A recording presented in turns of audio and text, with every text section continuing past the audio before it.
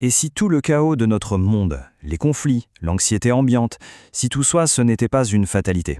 Cette analyse va explorer une idée assez vertigineuse, tirée de notre source. L'idée que le monde que l'on voit, eh bien, ce n'est que le miroir de notre conscience collective. Voilà, c'est ça notre point de départ. Une question qui change tout. Elle suggère qu'on n'est pas de simples acteurs sur une scène qui a déjà été écrite, non, on serait les peintres de la toile elle-même. C'est vraiment le fondement de tout ce qu'on va explorer ensemble. Alors, pour comprendre comment notre conscience pourrait bien peindre une réalité pareille, commençons par poser un diagnostic. Si on dit que le monde a la fièvre, quels en sont les symptômes exactement? Les symptômes, on les connaît tous, ils sont partout. Les conflits qui n'en finissent pas, cette anxiété qui semble toucher tout le monde, les crises environnementales, les souffrances physiques et mentales. Vu de l'extérieur, comme ça ressemble juste à une série d'événements malheureux, sans véritable lien entre eux. Mais la source propose une hypothèse bien plus radicale.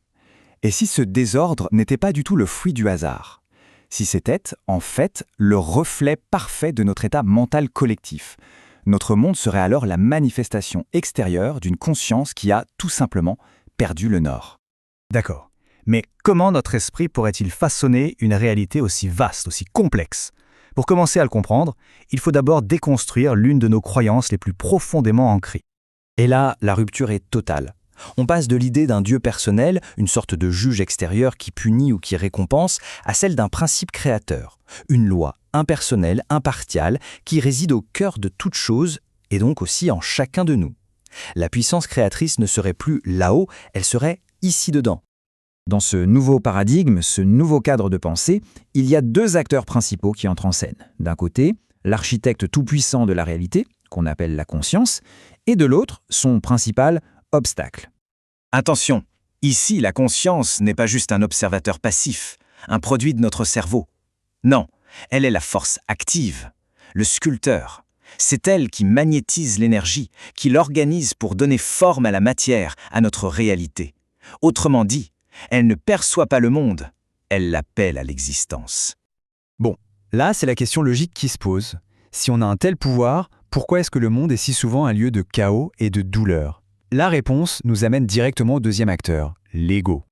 Et là-dessus, la source est très claire. L'ego n'est pas un ennemi à abattre. C'est une impulsion de survie. Elle est fondamentale, nécessaire. Le problème, ce n'est pas son existence. Le problème, c'est qu'on lui a laissé seul les commandes de notre immense pouvoir créateur. Et voici le mécanisme en quelque sorte. L'ego, pour sa propre survie, il fait quoi? Il divise le monde en permanence entre « ça, je veux » et « ça, je ne veux pas ». Ce jugement constant crée une espèce de guerre civile permanente dans notre esprit. Et cette guerre intérieure, elle finit toujours par se projeter à l'extérieur, par se matérialiser sous forme de conflits, de discorde, de souffrance dans le monde réel. On arrive donc au point crucial. La solution, ce n'est pas de prier ou d'attendre un sauvetage qui viendrait de l'extérieur. Ce serait plutôt d'entreprendre une véritable alchimie intérieure, un travail de transformation conscient. Mais attention, cette voie de l'alchimie intérieure, ce n'est pas une promenade de santé. Ça demande un vrai courage, une volonté de regarder en face les vérités qui sont parfois les plus inconfortables sur nous-mêmes, et de le faire sans chercher d'excuses ou de faux fuyants. Le texte nous propose de commencer par un grand nettoyage, un nettoyage mental et émotionnel. Se poser honnêtement ce genre de questions, c'est vraiment la première étape pour, disons, désherber notre jardin intérieur et reprendre le contrôle de notre puissance créatrice. Et l'objectif de tout ce travail, c'est d'atteindre cet état, l'amour inconditionnel. Mais attention, pas une émotion un peu mièvre, non. Un état d'être fondamental, une acceptation totale de la réalité telle qu'elle est, y compris ce que notre ego déteste et rejette. C'est dans cet état que notre conscience s'aligne enfin avec l'harmonie, et qu'elle peut donc la créer. Tout ce cheminement intérieur nous amène à une conclusion assez renversante. Ce grand concept cosmique nous ramène en fait à la plus grande des responsabilités individuelles. C'est nous qui tenons le pinceau. Et voilà, c'est sans doute la conclusion la plus percutante du texte. Nous ne sommes pas les victimes d'une réalité qui nous tombe dessus par hasard. Nous en sommes les créateurs, qu'on en soit conscient ou non. Chaque événement, du plus petit au plus grand, prendrait sa source dans la conscience collective humaine.